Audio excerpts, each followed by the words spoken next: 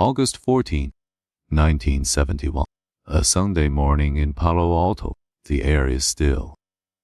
Then the sirens scream. This isn't a movie. It's a kidnapping sanctioned by science. Douglas Corpy, a college student, is arrested for armed robbery. But there was no robbery. There was only a dual 15-day contract and a basement waiting for him.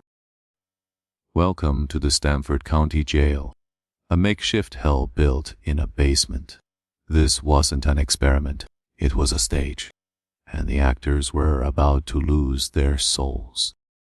Philip Zimbardo, the director, the puppet master, he told the world that good people turn evil simply because of the situation.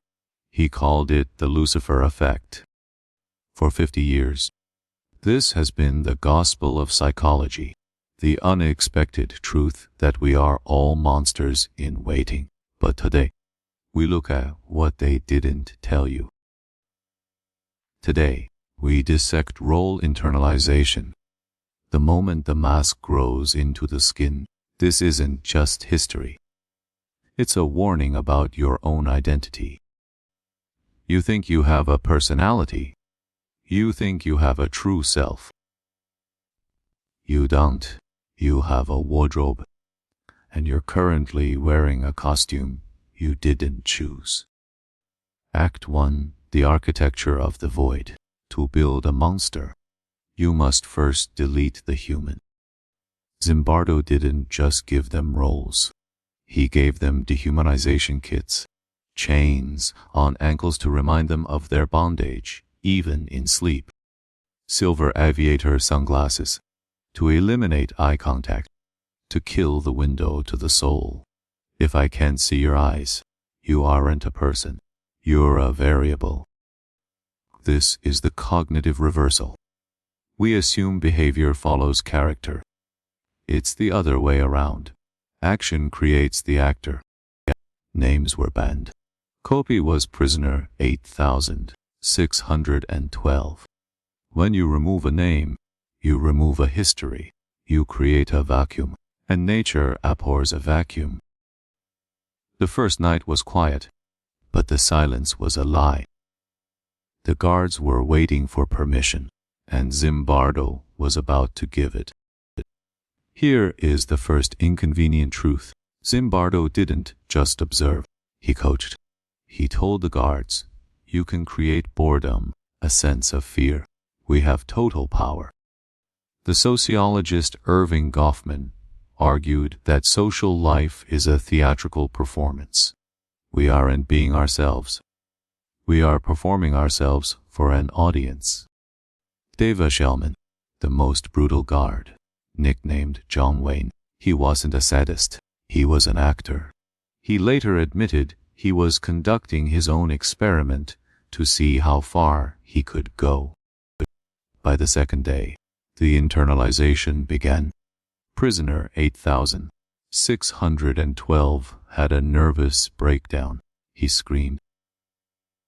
He raged. He lost his mind. Or did he? This is the first 3-minute reversal. The breakdown of 8612 wasn't a result of trauma. It was a strategic exit.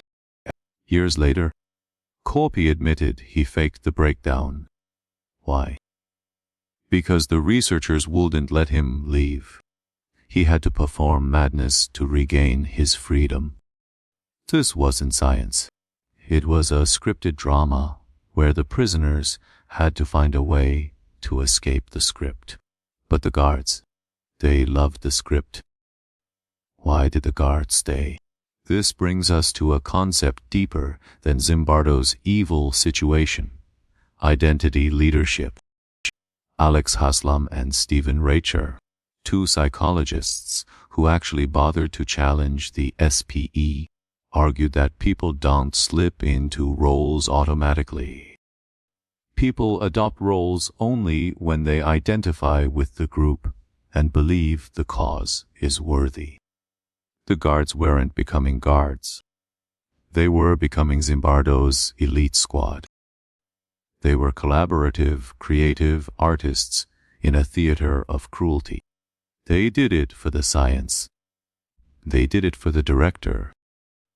Act 2, the disappearance of the I, when the role becomes the reality.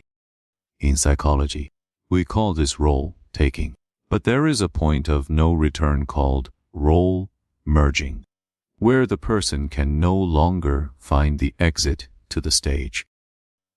When you are treated like a number for 24 hours a day, the self begins to atrophy. It's like a muscle that isn't used. The guards started to lose themselves too. They began to over-identify. They started coming in early for shifts. They stayed late for no extra pay. It was no longer about the 15. It was about the high.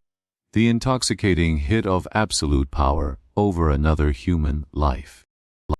This is the banalization of the ego, as Hannah Arendt famously said of Adolf Eichmann. The horror isn't that he was a demon. The horror is that he was a bureaucrat. Arendt's banality of evil suggests that most evil is done by people who never make up their minds to be good or evil. They just follow the procedure. The Stanford guards weren't evil. They were just good employees. They were fulfilling the job description of a nightmare. Everyone compares Zimbardo to Milgram, but they are opposites. Milgram showed we obey authority. Zimbardo showed we become authority. Role internalization is an evolutionary survival mechanism in the wild. If you don't fit the pack's role, you die. You do this every day. You have a work self, a family self, a social media self. Which one is real? Spoiler, none of them. Time in the basement began to warp. The days bled into one long, agonizing now. Enter prisoner 416, the rebel. He went on a hunger strike. He was the only one who tried to maintain an internal self. The guards used a classic Soviet tactic. They turned the group against the individual. They made the other prisoners suffer because of 416's disobedience. This is the second 3-minute reversal. The prisoners didn't hate the guards for the punishment. They hated their fellow prisoner for the inconvenience. This is the betrayal of solidarity. When the role of prisoner is fully internalized, you accept the rules of the oppressor as the laws of nature. Zimbardo was watching all of this. He was ecstatic. He was getting the data he wanted, but he was also role merging. Zimbardo stopped being a professor of psychology. He became the superintendent of the Stanford County Jail. He was deeper in the role than the students. Enter the only person who hadn't been poisoned by the script, Christina Masla, Zimbardo's girlfriend. She saw the boys being led out with bags over their heads for a bathroom break. She told Zimbardo, "What you're doing to these boys is terrible." It took an outsider to break the spell. The director had forgotten the cameras were rolling. He thought the movie was real life. The experiment was supposed to last 14 days. It was shut down in 6. But the damage to our understanding of human nature was permanent. When they left the basement, they didn't go back to being students. Not immediately. They were ex-cons and ex-guards. The skin had grown over the mask. Act 3, the myth of the monster. For decades, the SPE was used to explain the Holocaust, Abu Ghraib, and every corporate scandal. The situation made them do it. It's a comfortable lie, isn't it? It absolves you. It says, I'm a good person, but if you put me in khaki, I'd be a Nazi. It's the ultimate get-out-of-jail-free card for the conscience. But let's look at the hardcore truth. In 2002, Haslam and Reicher replicated the study for the BBC. They didn't coach the guards. They didn't tell them to be cruel. The result: the guards didn't become sadists. They became a disorganized mess. The prisoners actually took over. Why the difference? Because cruelty isn't natural to a role. It is taught by a leader. Zimbardo gave them the script. He provided the moral justification. He told them that their cruelty was in service of a higher good: science. This is the third 3-minute reversal. Evil isn't a slip into a role. Evil is a choice made to belong to an elite group. We don't internalize roles because we are weak. We internalize them because we are social. We crave the in-group. The philosopher Jean-Paul Sartre called this bad faith mauvaise foi. Sartre observed a waiter whose movements were a bit too precise, a bit too waiter-ish. He was playing at being a waiter. We use roles to escape the terrifying freedom of being human. If I am just a guard, then I am not responsible for my actions. The guard is doing it, not me. Internalization is the process of hiding inside a statue. It's safer in there. It's cold. It's hard. And it's not your fault. Look around.